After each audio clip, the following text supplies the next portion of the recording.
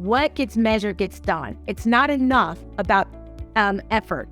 I don't know any leader, Lori, that will say, we really tried to delight the client, but it just didn't work. Oh, shucks.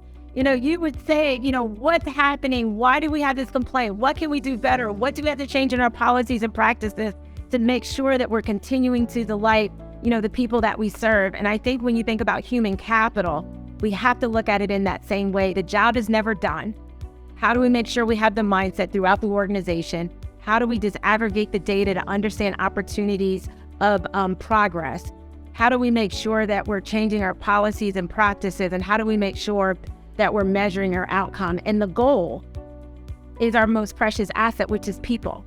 And so if we want to continue to be relevant, if we want to continue to innovate, if we want to continue to have growth, we have to always hone that muscle to say who's not at the table and why not. Is there any reason why we don't have a swath of people applying for certain roles at the same pace of others? And if not, what can we do?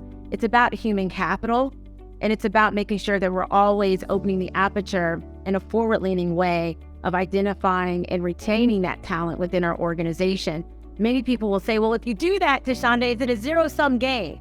Does someone have to lose for someone to win? And I would say absolutely not. I think by widening the aperture for us at TIAA and for every company, that's where you unlock innovation. That's where you unlock growth. And when you unlock innovation, you unlock growth, you expand those opportunities for talent. And so I do not think that, one has to win in order for one to lose. I think if you want to have a company that can withstand the test of time, you have to look at diversity, equity, and inclusion. You have to look at it through the lens of talent, and you have to look at it through the lens of the job is never done. It's human capital.